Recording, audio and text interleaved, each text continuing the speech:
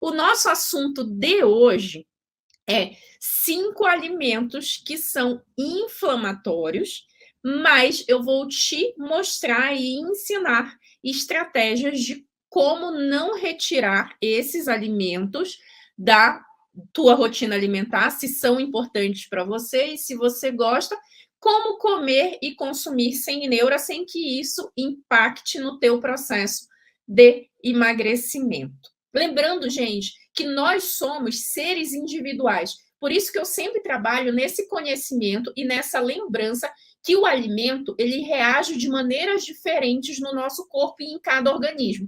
Às vezes, um alimento que é muito inflamatório para mim, ele não tem tanto impacto no teu metabolismo. O teu metabolismo, de alguma forma, não reconhece esse alimento como estranho, nenhuma parte dele como estranho, e metaboliza muito bem. Então, um alimento que é inflamatório para mim, ele pode não ser inflamatório para você, não é inflamatório para tua vizinha, é um pouquinho inflamatório para tua filha, é muito inflamatório para mim, mas não é inflamatório para você. O que eu vou falar aqui é de alimentos que são potencialmente inflamatórios para a maioria das pessoas. Vamos falar do primeiro alimento que eu separei aqui, que a gente tem evidência científica de que algumas horas após o consumo excessivo causa inflamação. É adição de açúcar, tá?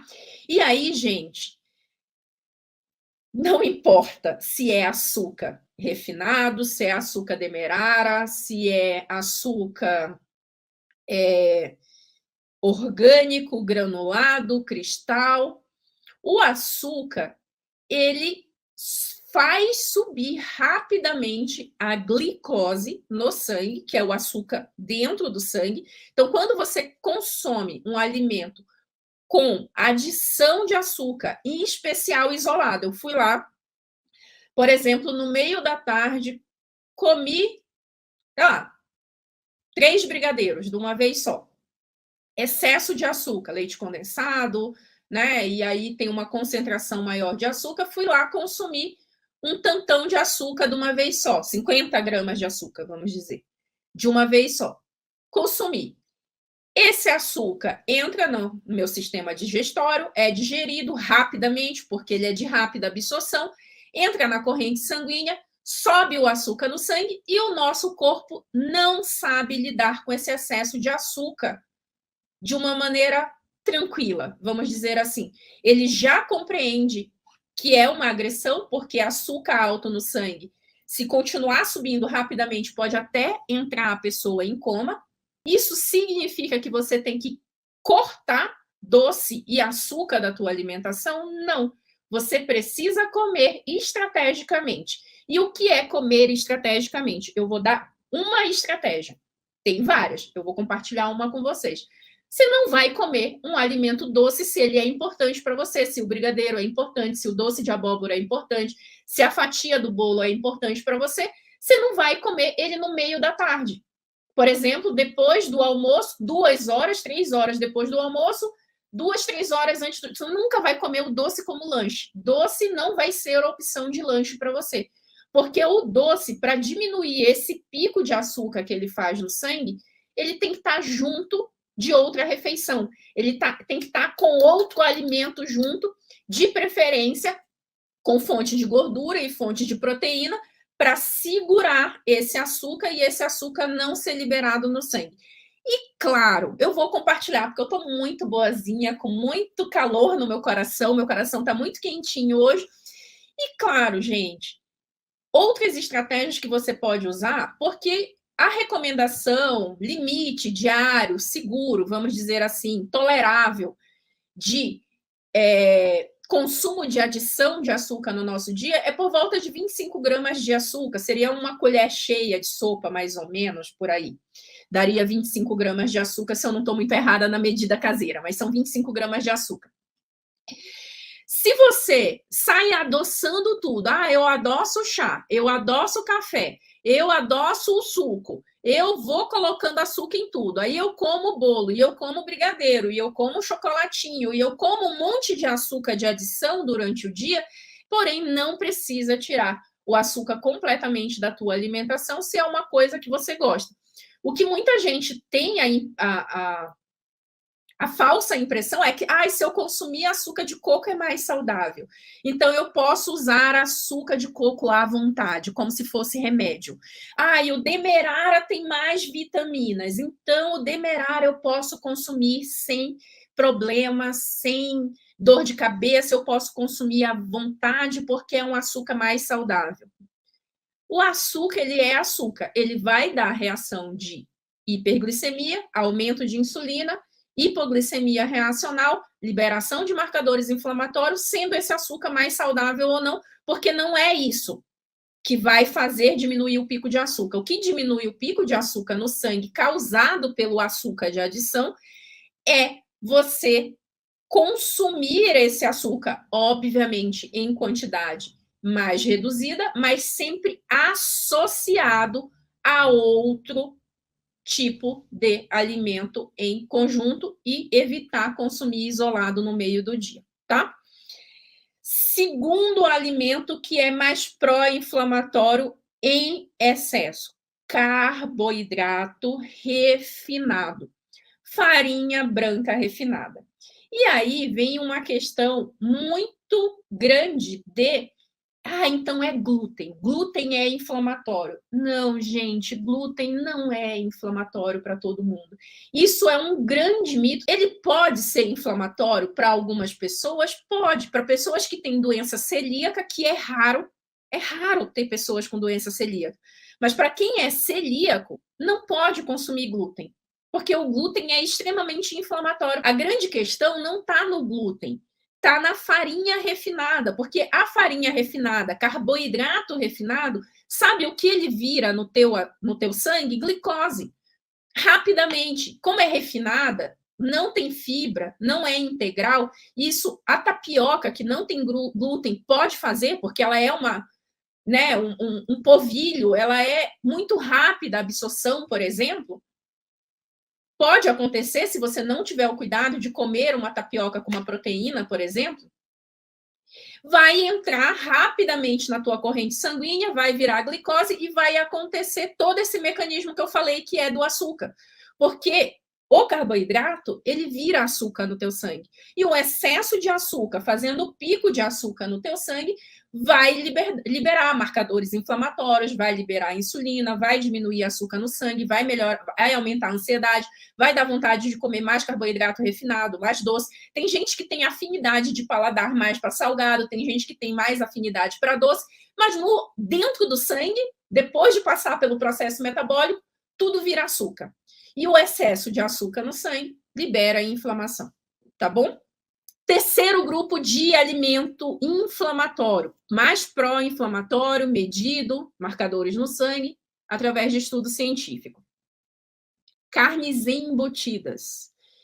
Carne embutida, linguiça, salsicha, salame, mortadela, presunto, peito de peru, tudo isso tem carne processada. E carne que tem vários conservantes, tem nitrito, que é uma substância inflamatória, associado com maior risco de câncer. Então, os embutidos, ele tem muita associação com inflamação, tá? E aí, qual é a estratégia que eu vou trazer para você? Se você gosta mesmo, você não precisa deixar de comer, mas é aquela história. Se você sabe que você está jogando inflamação para o teu corpo, cara, será que vale a pena? Será que vale a pena 5 minutos, 10 minutos de prazer naquele momento que você está comendo aquilo, versus diabetes, colesterol aumentado, inflamação, infarto, risco de AVC, risco de câncer, mais gordura, diminuição de autoestima, aumento da ansiedade? Então, tudo é conhecimento. Se você gosta, é importante, você está no churrasco, você está ali num petisco, é uma exceção, tudo bem. Você vai jogar, eu não posso te negar que você vai jogar um estímulo inflamatório para o teu corpo. Mas se o resto da tua alimentação e da tua rotina alimentar, ela é muito boa, ela é anti-inflamatória, tem muita verdura, tem muito legume, é um estímulo anti-inflamatório que sobrepõe esse estímulo de inflamação. Outros alimentos que são inflamatórios. Alimentos industrializados, processados, ultraprocessados. Tá? O que é isso? Chips, salgadinho, principalmente aqueles salgados que têm sabores artificiais, sabe? De queijo, de parmesão, queijo cheddar, pimenta, camarão, churrasco. Qual é o problema disso? Refrigerante. Qual é o grande problema desses ultraprocessados? Gente, é que a gente nem considera mais alimento, eles são produtos alimentícios. Eles são produtos fabricados quase que totalmente na sua essência só por produto químico, que não vem nada natural, ele tem aroma, ele tem corante, ele tem conservante, ele tem saborizante, mas ele não tem nada do que é o alimento natural, ou muito pouco do alimento natural. Ele é muito modificado quimicamente na indústria alimentícia e o corpo não consegue reconhecer aquele alimento. E quando ele não consegue reconhecer, é um corpo estranho, uma substância que ele vai tentar jogar para fora. E como é que ele faz isso? Com inflamação. A inflamação faz esse trabalho de tentar expulsar esse corpo estranho. E lembrando, eu vou relembrar para quem entrou no meio da live aqui, que a gente está com quase 1000 pessoas ao vivo. Inflamação aumenta cortisol, cortisol sinaliza que tem inflamação, inflamação liga sistema de defesa no corpo. No geral, eu sempre falo, o que você vai fazer? Na exceção, no gosto, estou aqui, é um petisco, é um jantar, Ok, você pode comer. Às vezes não vou, eu viajo bastante, não voo longo. O voo dá lá, um salgadinho eu como, tá tudo bem, mas porque a base alimentar, ela tem muito anti-inflamatório, tem muita salada, legume, verdura, peixe, eu como bastante peixe, aves, carne branca, carne menos, não tem tanto embutido. Então, é uma alimentação mais pró-anti-inflamatória. Então, o estímulo anti-inflamatório, ele abafa o estímulo inflamatório desses alimentos. Porque eu sei, sem neura, tá? Sem neura, que não dá para viver normal na vida real, praticamente zero industrializado. Que muitas vezes o industrializado ele vai ajudar a gente em algum dia, em alguma parte da nossa rotina. Então, o que eu tenho que fazer é sobrepor o estímulo anti-inflamatório ao estímulo inflamatório e, claro, evitar o inflamatório como base da minha alimentação, tá? Quinto alimento, no caso, bebida, que eu queria falar que em excesso também. Vocês viram que tudo que eu tô falando aqui é excesso? Que não é tipo tira, zera, veneno, mata, corta da tua vida. E um dos alimentos que em excesso, no caso bebida, que causa inflamação é álcool. Álcool em excesso. O álcool, a gente tem diversos estudos. O álcool, ele é um assunto bem polêmico. Eu assumo que é, mas pensando em saúde cardiovascular. Doenças cardiovasculares, elas são responsáveis pela maior taxa de mortalidade no mundo hoje. Numa idade em que as pessoas não precisariam morrer ainda. Então, é causa de doença, a maior causa de doença não natural, de morte não natural. Hoje, os estudos mais modernos, eles têm dado uma margem de segurança de 100 gramas de álcool no máximo de consumo na semana.